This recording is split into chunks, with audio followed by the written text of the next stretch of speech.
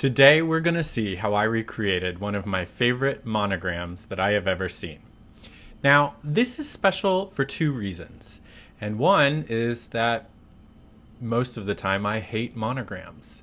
And two, I also don't really like mega brands in fashion because I don't like the concept of paying someone to wear their logo as a billboard advertisement. However, Louis Vuitton seems to jump back and forth over the fence from mega brand to art brand for me over the years. And since the days of Marc Jacobs being the creative director, there have been many beautiful and fascinating collaborations and monogram revisions. I would like to introduce you to the capsule collection called Spaced Out Multicolor Watercolor Monogram. There are about 3 to 4 iterations of this pattern concept on product, ranging from ready-to-wear, jewelry, bags, and small leather goods.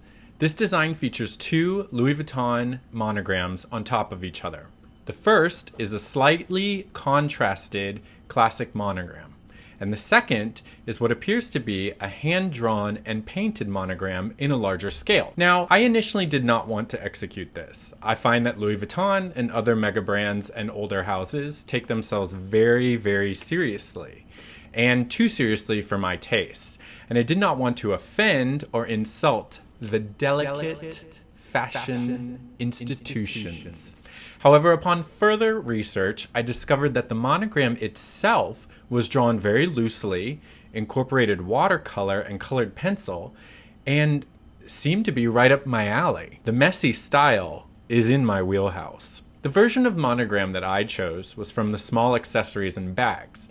There is a much more saturated version of this monogram that appears on the clothing and towels. There is also a newer version this season that came out in monochromatic blue, and both are still available online in limited quantities. But I feel the clean, off-white monogram in the background of the handbag version really sets off the watercolor print's illustrative and draft-like quality. I had a lot of fun recreating this print. From an artistic perspective, I had decided just to remove any pre-planning and go with the flow.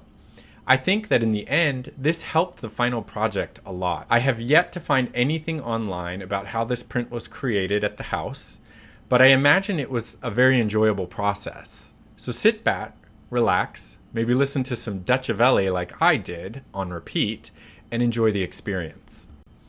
Okay, first things first. I needed to choose the composition. I oriented the large pink Louis Vuitton that is centered on the bags and on the small leather goods and put it at the top right of my piece using the rule of thirds-ish.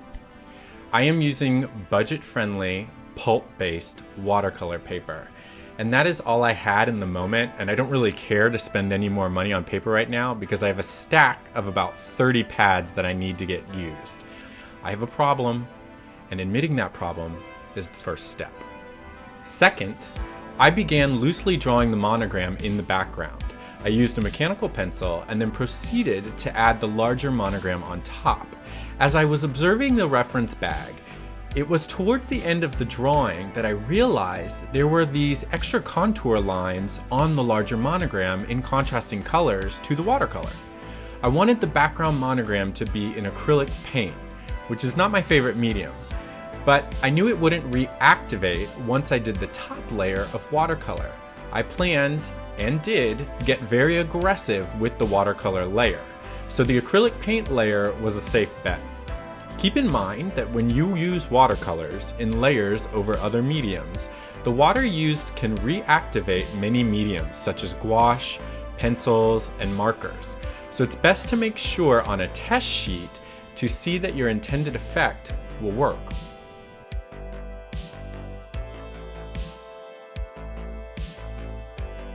After I mixed what appeared to be the correct white, I went ahead and painted the first monogram in its entirety. Now, I know what you're gonna say, I know what you're gonna say, I know what you're gonna say. You're gonna say, but the watercolor is not gonna sit on top of that acrylic paint. And you're right. 100% you are right. But I'm okay with that change in the design. That is my intention of using the acrylic. The acrylic letters are gonna pop out of some of the layers of watercolor, making that subtle monogram pop even more from the background. I plan on amping the saturation of the watercolors and adding more variety to the hues of the watercolors, referencing the other spaced out multicolored watercolor monogram that you find on the ready-to-wear and on accessories like towels.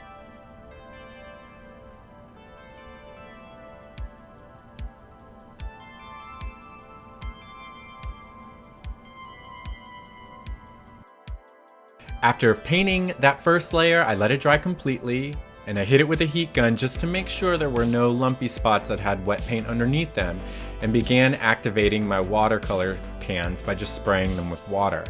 I had originally planned to be very rigid with this painting and very exacting, but I'm glad that I opted out of this idea during the process. One, I think it would have looked quite contrived, and two, I love the overall effect of the casual quality of this piece once it's finished.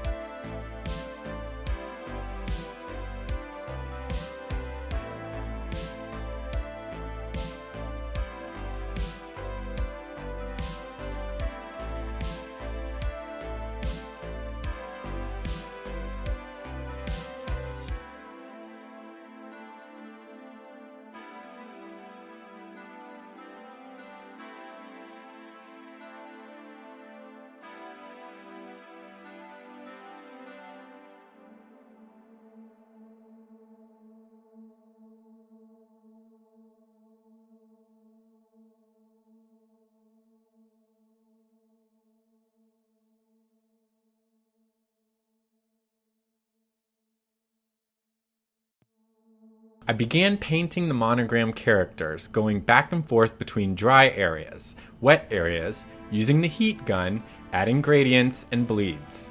I used a technique where I would blot down some saturated color in the bleed areas and then clean my brush, saturate it with water, and then would paint next to the area with water and watch the colors spread.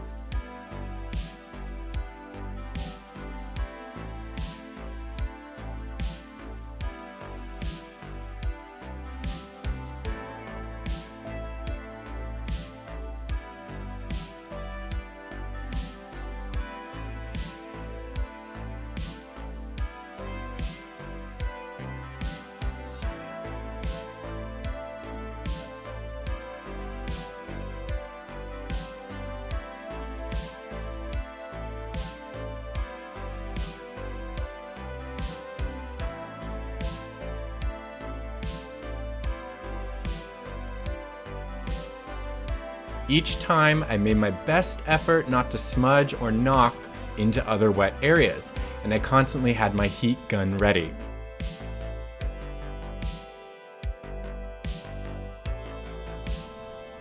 Fun fact, Bean Craft House is in love with two things in this world.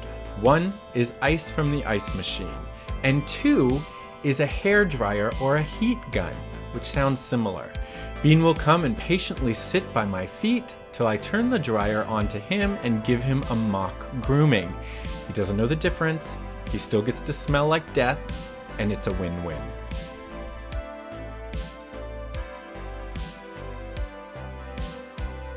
Now back to these beautiful rainbow clouds. The more I layered and played with these tufts of translucent color, the more and more I enjoyed this process, and the more it felt like art. I have no intention or idea of what to do with this print, but engaging in practice with something that looked like this was absolutely wonderful. If I had hard edges on any of my dry color, I'd simply aggressively add water and more pigment to create more blur. If too much water sat on the paper surface, I'd blot it with a paper towel so I could continue to work it.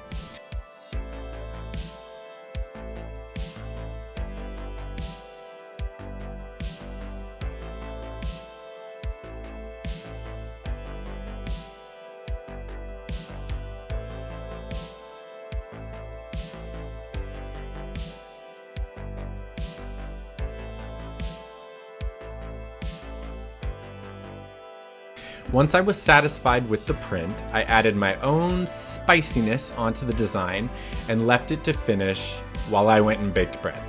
After that, and after about 6 pieces of toast, I added a couple of outlines in colored pencil, again loosely and overdrawn in green, purple, and blue, and double checked that my picture looked good from far away.